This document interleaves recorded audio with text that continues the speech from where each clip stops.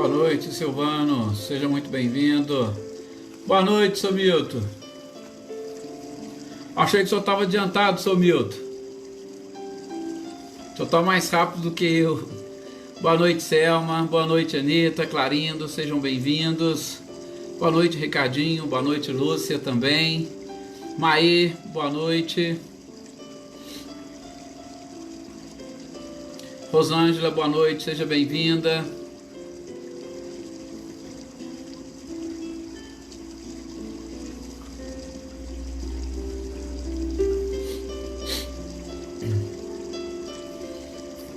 Rafael, boa noite, seja bem-vindo. Você, Imaculada. Boa noite, Flávio, seja bem-vindo também. Luísa Nalim, boa noite.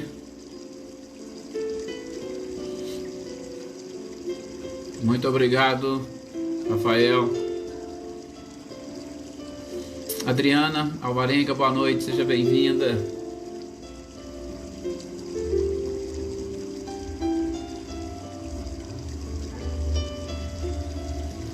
Dona Edir, boa noite, Dona Edir. Claudionor e Eliane, boa noite para vocês também, sejam bem-vindos. Adriana Valério, boa noite.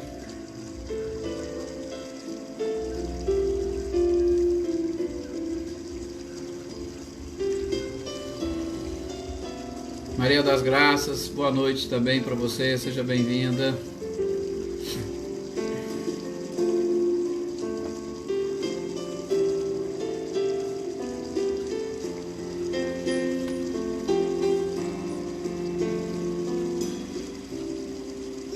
Bom, vamos iniciar então fazendo a nossa prece, mais uma vez invocando o auxílio de Deus, da espiritualidade. Boa noite, primeiramente a Joana, boa noite Helena, boa noite a Michele e o Gabriel. Vamos invocar então agora nesse instante as bênçãos e a proteção da espiritualidade.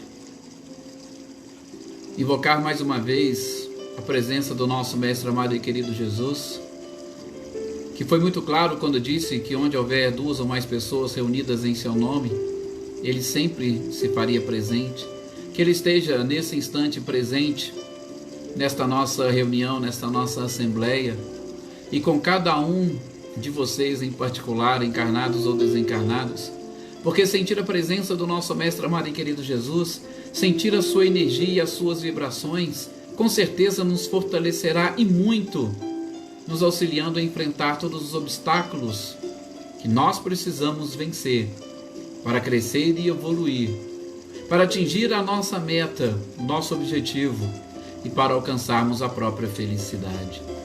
Muita paz a todos vocês, muita paz a todos nós, e que juntos possamos e consigamos, assimilando estas informações que a espiritualidade nos apresenta, nos fortalecermos cada vez mais na fé, no amor, na prática do bem e da caridade, e assim atingir os objetivos traçados por Deus para cada uma das suas criaturas.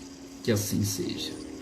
E é lógico, não podemos esquecer e pedir para que a espiritualidade leve a todos os nossos familiares e amigos essas energias e vibrações que são sempre produzidas aqui neste instante, quando estamos todos reunidos.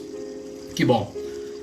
Boa noite, Leda. Boa noite, Eveline. A Leívia, lá de São João do Rei. Boa noite, Patrícia Rocha. Alex, boa noite para todos vocês. Boa noite, Joana. Que nós possamos então agora dar sequência a esta leitura e estudo do livro A Gênese, os milagres e as predições segundo o Espiritismo. Lembrando a todos que nós estamos na primeira parte da Gênese, onde estamos estudando, onde nós estamos trabalhando, onde estamos lendo a parte da Gênese, ou da formação do nosso próprio planeta, da formação da nossa estrutura, do nosso organismo, das condições de vida, tanto para o nosso planeta, quanto para os espíritos, princípios inteligentes que aqui estariam encarnados exatamente com a finalidade de buscar o crescimento, buscar a sua própria evolução. Então, que nós possamos nos focarmos agora nesse instante, nessa primeira parte, e aí depois, com certeza, na segunda parte nós estaremos estudando os milagres, né? Como é que nós podemos entender os milagres segundo esses princípios e leis que nós estamos estudando agora com a doutrina espírita, as próprias predições feitas no Evangelho ou qualquer outra predição, como é que a gente vai conseguir entendê-las à luz dessa nova doutrina e desses princípios que foram se descortinando para nós a partir do momento que nós adquirimos um conhecimento científico básico, para aí sim suportarmos um pouco mais das verdades que envolve todo o universo. O conhecimento é imprescindível para que nós tenhamos acesso à verdade. Se nós não tivermos conhecimento, nós não teremos embasamento. E aí a verdade pode até bater à nossa porta, que nós vamos rechaçá-la de alguma forma. Nós vamos expulsá-la. Por quê? Porque nós não temos base científica, nós não temos conhecimento para entender e aceitar todas essas informações e todas essas verdades. Então, que nós possamos buscar o conhecimento para aí sim nós termos acesso a todas as verdades, ou a todas as revelações, ou a todos os mistérios que envolvem este universo maravilhoso e inclusive o nosso próprio Criador. Quanta coisa Deus tem a nos passar, mas nós, se não estivermos prontos e preparados, nem adianta. É aquilo que a gente fala, vai tentar explicar, por exemplo, para o avô de vocês algumas coisas relacionadas à tecnologia que nós experimentamos hoje. Eles terão dificuldade. Por quê? Porque não possuem base científica, não possuem conhecimento. Às vezes são pessoas sábias de um ponto de vista, mas o conhecimento nos ajuda a ter acesso a mais mistérios que nos envolvem. Bom, nós estamos agora iniciando o capítulo 9, e é um capítulo relativamente tranquilo para nós vermos. Por quê? Porque Kardec vai falar aqui sobre as revoluções do globo.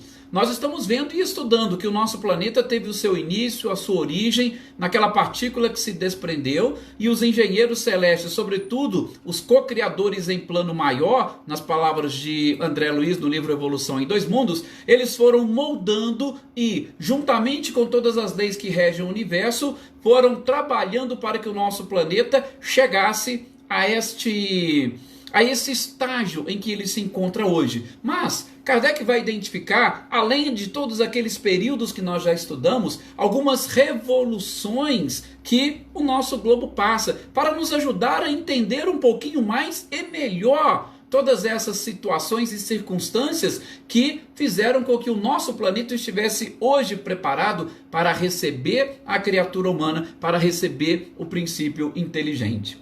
Então, Kardec já vai começar falando que as revoluções que envolvem o nosso globo são de duas naturezas. Ou elas são de caráter geral, ou elas são de caráter parcial. Quando Kardec fala das revoluções de caráter geral, ele está querendo dizer daquelas revoluções que atingiram o nosso globo como um todo. Vejam, lá no início da nossa formação, quando nós ainda éramos uma bola incandescente, o processo de resfriamento, por uma questão até lógica e natural, porque logo depois do desprendimento deste nosso astro-rei, nós estávamos de uma forma ou uniformes, e através de todo o processo e pela aplicação de todas as leis, o processo de resfriamento ele foi acontecendo por conta exatamente dessas formas como o próprio planeta se movimentava, foi acontecendo de uma forma idêntica praticamente no globo todo. Então, o resfriamento, pelo próprio distanciamento do Sol e pela atmosfera que nos envolvia, ele foi acontecendo em todo o planeta. Então, são aquelas que nós chamamos, que o próprio Kardec denominou como revoluções gerais. Mas nós temos também aquilo que ele chama de revoluções parciais, que são aquelas que vão acontecendo apenas e tão somente em determinados lugares, em consequência por influência de determinada ação da natureza. Por quê? Porque a gente vai verificar, inclusive um pouco mais adiante, quando estivermos falando, por exemplo, da precessão dos equinócios, que existe uma forma de movimento da própria Terra, e essa forma de movimento, ela faz com que determinadas partes estejam num determinado período voltadas para o Sol, no outro período ao contrário. Então o Sol vai atingir o nosso planeta em épocas diferentes, em situações distintas. E essas influências externas, associadas às influências internas, vai proporcionar exatamente em determinados locais algumas revoluções ou algumas mudanças. Por isso que nós temos diferenças no nosso planeta como um todo. Nós temos regiões mais montanhosas, nós temos regiões de planície, nós temos as regiões que são banhadas pelos oceanos. Então, cada período, a parte destas terras, deste globo, vai sofrendo algumas modificações, que são aquelas que Kardec disse de caráter parcial. E Kardec vai sobretudo citar duas grandes fontes que proporcionam essa mudança ou essa alteração no nosso planeta. Nós temos as alterações produzidas pelo fogo e nós temos as alterações produzidas pela água. As ações produzidas pelo fogo, uma das principais, nós podemos ver, é exatamente aquelas provenientes dos vulcões ou das erupções vulcânicas. Gente, aquilo vai gerar uma mudança, uma alteração naquela região que está sendo exatamente coberta por aquele vulcão. Porque nós vamos ver determinada massa se deslocando do próprio centro ou da parte inferior da Terra, saindo pela crosta, fazendo ou formando uma montanha. Ela joga aquelas lavas para cima, ela joga cinzas para cima, e aquilo naquela região que foi atingida vai proporcionar com certeza uma alteração, uma mudança. Então, naquelas regiões que tem vulcões e que os vulcões estão ativos, vão acontecer aquelas mudanças. Naquelas regiões onde não existem, não. Também, pela influência do próprio fogo, Kardec vai dizer que nós vamos ter terremotos, levantamentos de crostas sólidas ou afundamento. De novo, aquela parte líquida, aquelas lavas que estão debaixo da terra com o seu deslocamento, elas vão fazer com que a terra abaixe, com que a terra levante em determinados lugares. É assim que funciona. Por isso Kardec chamou de revoluções parciais, tá? E nós vamos identificar nestas revoluções parciais, por exemplo, aquelas que estão acontecendo lá no fundo dos oceanos. Elas podem fazer com que em determinados lugares surjam ilhas, porque a partir do momento que levanta, pela atuação deste fogo debaixo da terra ou dessas lavas, levanta uma parte da terra, aquilo ali vai levantando e vai se transformando numa ilha. Da mesma forma, esses terremotos, esses levantamentos da crosta ou o afundamento, ele vai proporcionar também em determinados lugares aquele distanciamento ou afastamento e vai gerar, por exemplo, aquela separação dos continentes. Então isso já aconteceu lá atrás e vai acontecendo paulatinamente, só que é o seguinte, nós vamos perceber daqui a pouco, quando Kardec vai dizer que a nossa Terra, que o nosso planeta, ele já atingiu uma certa maturidade, onde ele tem uma maior estabilidade. Os nossos elementos, sobretudo, tanto a água quanto o próprio fogo, eles encontram-se mais estáveis. Eles encontram mais solidificados. Então, as alterações vão acontecendo de forma lenta e gradual. Então, não é como nós fazíamos há muito tempo atrás, não era como acontecia muito tempo atrás, que a nossa crosta ainda era muito fina, essa camada rochosa que envolve o planeta era fina, e aí proporcionava maiores revoluções no nosso próprio globo, no nosso planeta. Tá? Então, a formação, como os continentes se acham hoje, é tudo consequência exatamente dessas revoluções que Kardec vai falando para nós. E as outras transformações ou revoluções parciais, elas são também proporcionadas pela água, pela ação da água, que pode gerar inundação em determinadas áreas, E essa inundação, ela vai, por exemplo, deslocar não somente a água, mas ela vai também fazer surgir terra onde não havia. Nós vamos ter a oportunidade também de a população que ali vivia se deslocar por uma outra. Aquela região onde, por exemplo, havia água, o seu solo vai estar talvez mais fértil por conta exatamente dos detritos que ali estavam. Então vejam, são tantas coisas, desmoronamentos causados pela própria água.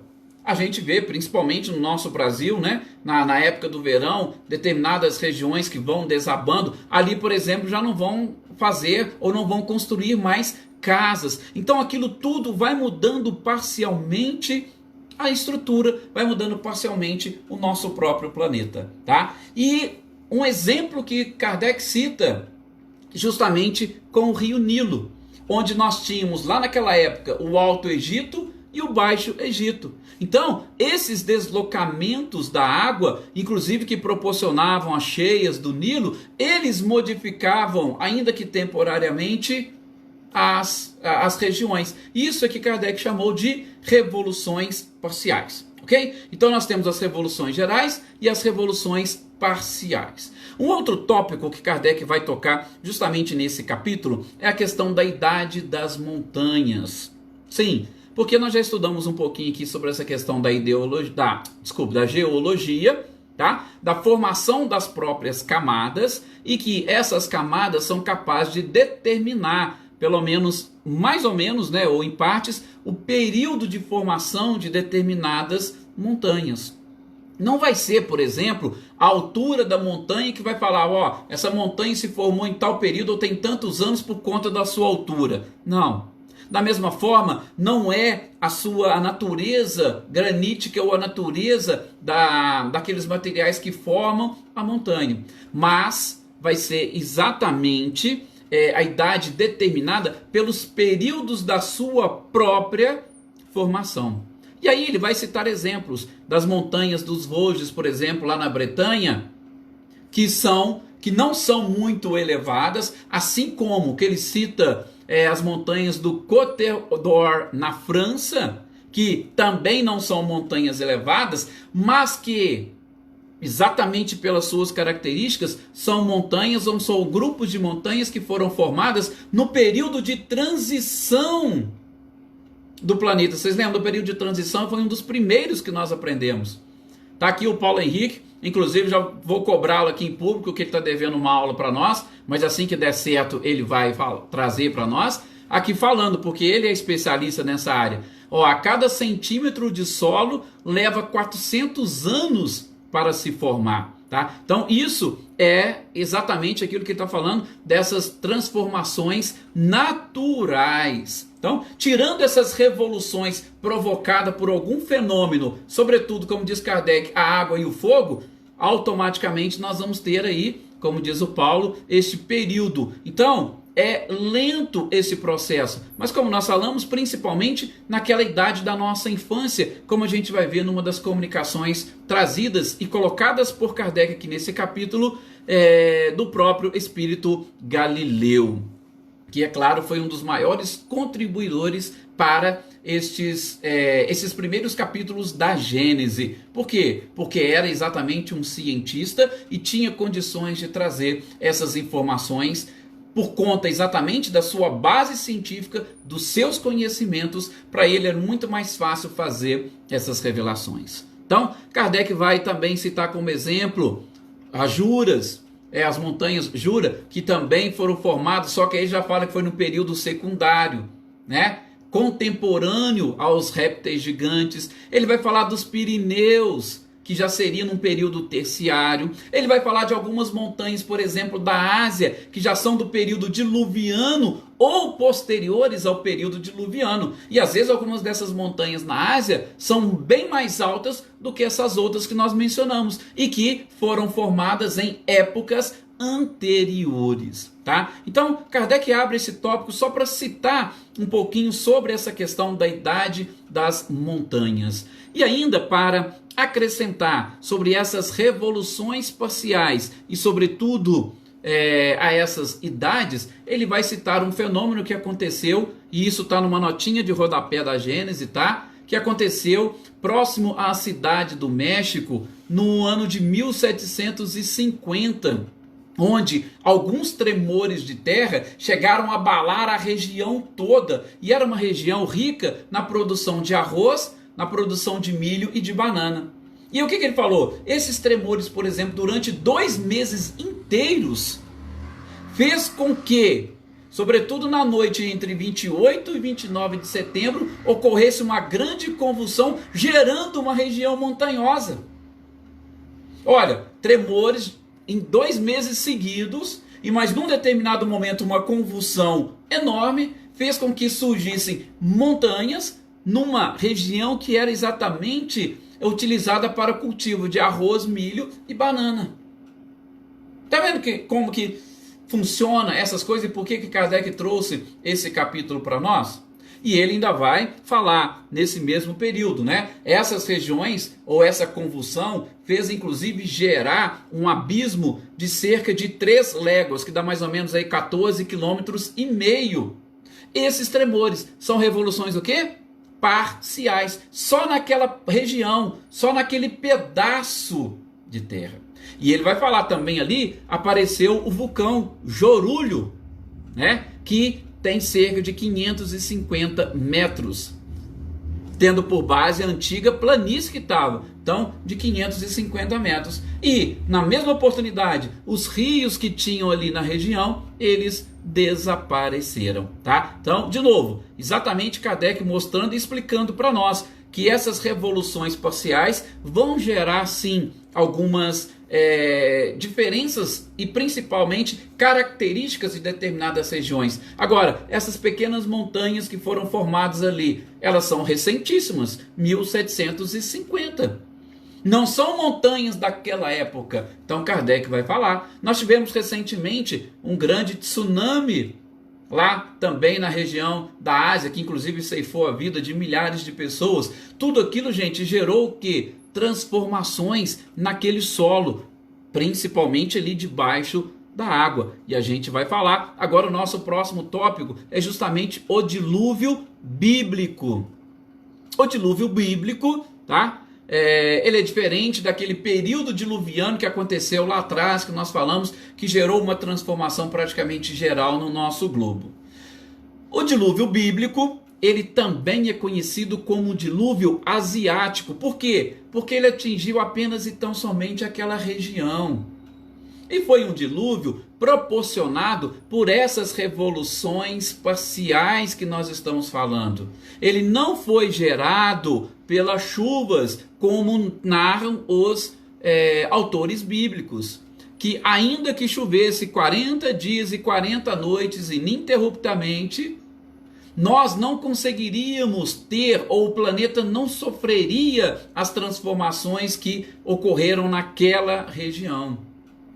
E para inclusive provar isso, Kardec vai explicar nessa parte a formação de determinados lagos ali naquela região que são de água salgada. Ora, se fosse só a água da chuva, a água não seria salgada. Mas por que ela é salgada? Exatamente porque, por conta dessas revoluções parciais, houve exatamente uma alteração em toda aquela estrutura, em toda a crosta, que fez com que a água dos oceanos invadisse aquela região. E nas regiões mais baixas, ficasse depositada uma certa quantidade de água, e de água proveniente dos oceanos, de água salgada.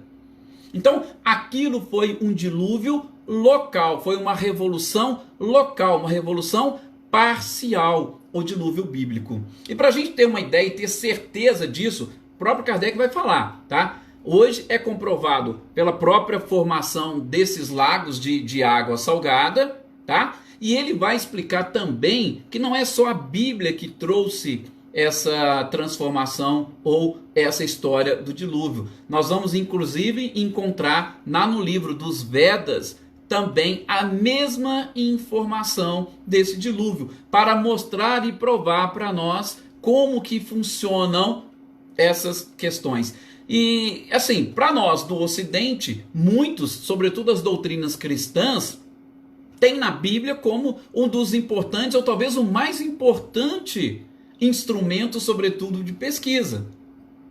Nós falamos aqui, no nosso encontro passado, exatamente esses processos que envolvem, inclusive lá nos Estados Unidos, essa briga entre o criacionismo, o design inteligente, o evolucionismo, e muitas dessas ideias, elas partem exatamente desse princípio, daquilo que consta na Bíblia.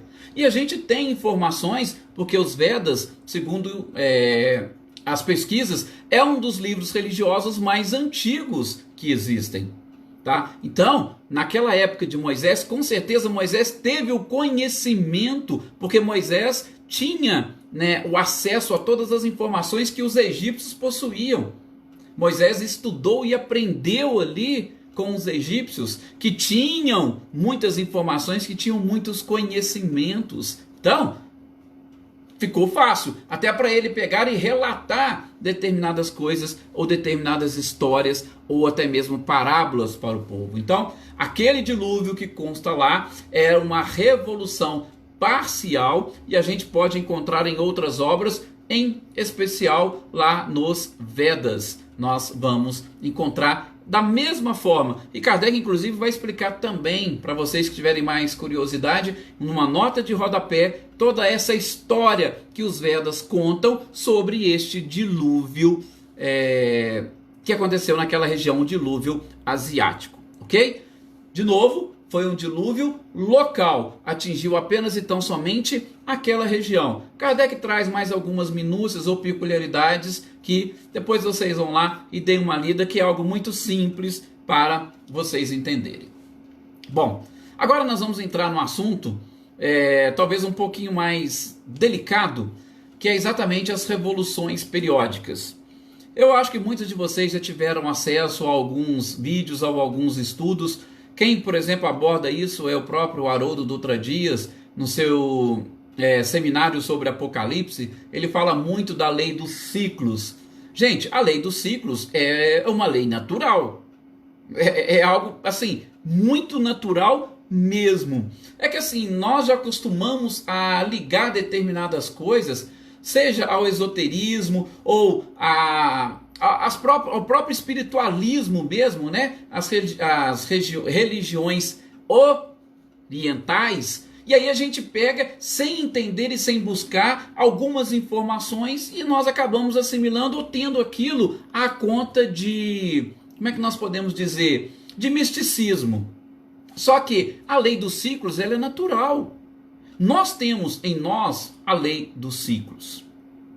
O nosso próprio corpo, ele respeita a determinados ciclos. O nosso planeta, já que nós estamos falando das revoluções do globo, da mesma forma. E nessas leis dos ciclos, nós vamos sofrer as influências naturais. Vejam, nós não temos, por exemplo, um ciclo chamado de dia e noite, que é exatamente esse período que a Terra gasta para dar uma volta ao redor de si mesmo. É um ciclo. Nós não temos o ciclo anual, chamado de ano, que é exatamente o período que nós gastamos para dar uma volta ao redor do Sol. E, inclusive, o que acontece? Quais são as principais influências deste ciclo anual? As principais influências são exatamente as estações do ano. Nós temos a primavera, o verão, o outono e o inverno, que estão relacionados com a posição do Sol em relação a determinadas regiões. E a influência do Sol, ou dessa posição do Sol em relação ao nosso planeta, e o que gera as estações, não gera uma mudança e uma alteração, principalmente no clima. Então veja, isso é interessante. Nós vimos, não sei se vocês se lembram, nós citamos aqui rapidamente, na segunda-feira, sobre as diferentes categorias dos mundos, que está lá no Evangelho segundo o Espiritismo, o exemplo de Marte. Marte, por exemplo, tem um ciclo de ano diferente do nosso. São 668 dias, se não me falha a memória. O nosso é 365 dias e 6 horas.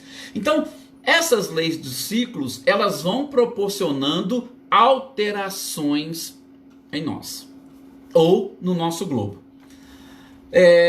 Esse detalhe aqui que Kardec vai trazer da precessão dos equinócios também não é nada de extraordinário, tá? É algo simples de entender, mas a influência também vai ser inclusive maior por se tratar de um ciclo também maior, tá? Esse ciclo da precessão dos equinócios, Kardec coloca que ele dura mais ou menos em torno de 25 mil anos, e aí Kardec até ainda coloca entre parênteses, né, para ser mais preciso, 25.868 anos.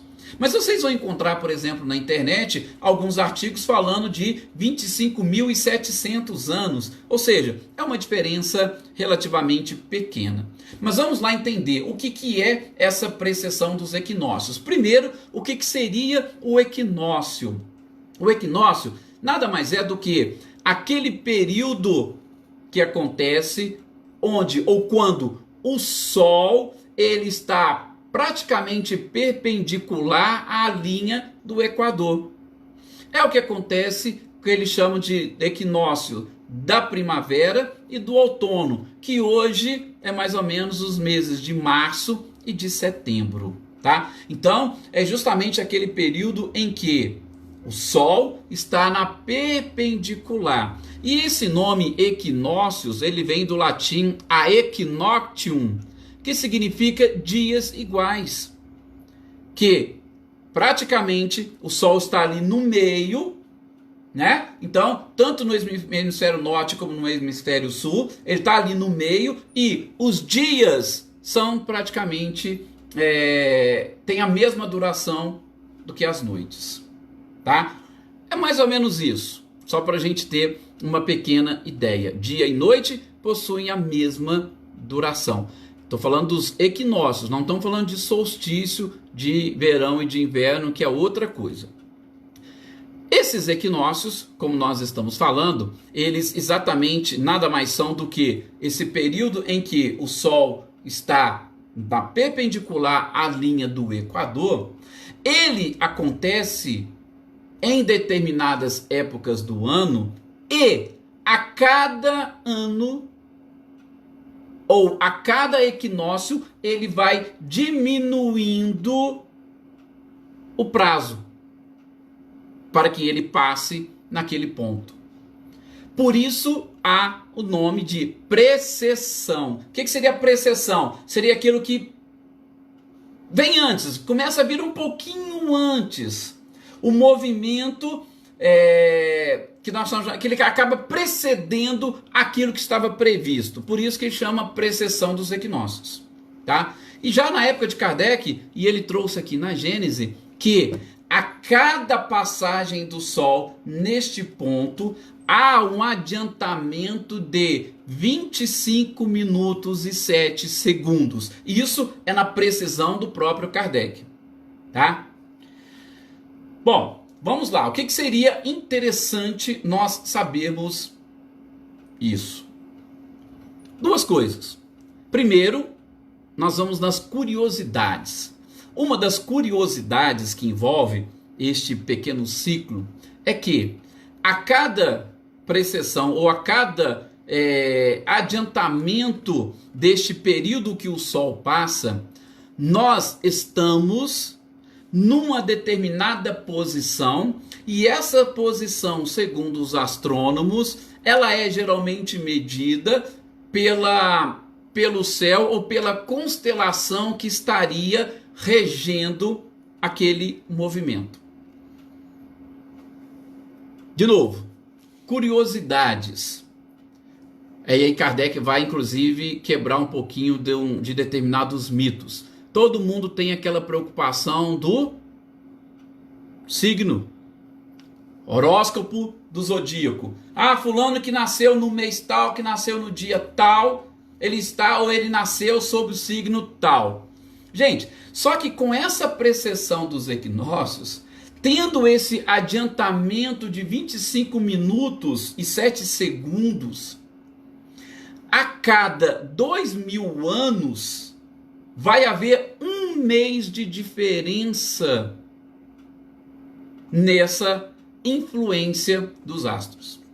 Então, se os signos do zodíaco foram criados, por exemplo, há 2000 anos atrás, hoje vocês podem ter certeza que já teve um mês de diferença. Então, já não é mais a mesma influência daquela constelação, seja de Capricórnio, de Peixes, de Virgem, como muitos gostam de buscar no próprio esoterismo. Ok? Olha que curiosidade interessante. Então, este movimento que nós temos e chamado de precessão dos equinócios, ele vai alterando esta, em tese, influência, ou melhor, a regência de determinada constelação sobre o nosso planeta. Inclusive, também a título de curiosidade, nós estamos sob a regência, segundo alguns dizem, de Peixes, e nós vamos, em 2150, já mudar completamente, e esse período da precessão dos equinócios, ele vai estar sobre a regência de Aquário, tá? Então, podem começar aí a fazer algumas contas e alterar um pouquinho essas informações, aqueles que gostam e acreditam muito nessas influências, ok? Então vocês imaginem, a cada 2000 anos altera um mês. E aqueles que têm diferença de dias, né? Com certeza essa alteração já aconteceu. Bom, essa é uma das. Agora nós vamos na principal alteração que isso pode influenciar. Como diz Kardec, se essa precessão dos equinócios, com este movimento diferenciado da Terra, vai chegar num determinado momento desse ciclo, que as regiões, por exemplo, da Islândia e da Lapônia, a região da Lapônia exatamente onde está ali a Noruega, a Finlândia, a Suécia e uma parte da Rússia, vai chegar num ponto que, exatamente pela inclinação e pela influência que o Sol exercerá num desses períodos, desses ciclos, essas regiões, elas vão, por exemplo, receber uma quantidade de sol ou de calor como se elas estivessem, por exemplo, na região da Espanha ou da Itália. E vice-versa. A Espanha e a Itália receberiam também a mesma influência, ou seja, o frio. Agora vocês imaginem, nós tivemos, salvo engano, no ano passado, dias em que a temperatura na Espanha e na Itália chegaram quase a 40 graus. Agora vocês imaginem nessas regiões da Islândia, Lapônia, onde existem muitas geleiras, chegando a 40 graus. O que vocês acham que vai acontecer? Com certeza vai mudar, e como diz Kardec, radicalmente a estrutura daquela região. E isso, gente, é dentro desses períodos que nós estamos comentando aqui, da precessão dos equinócios. 25.868 anos, como diz Kardec. Então, nós vamos ter um aquecimento e um resfriamento alternativo dos polos, tá? Pelo menos no período de 12.500, mais ou menos na metade deste período, desse ciclo de 25.000 anos. Tá? Só que isso, gente, é algo muito assim, gradativo.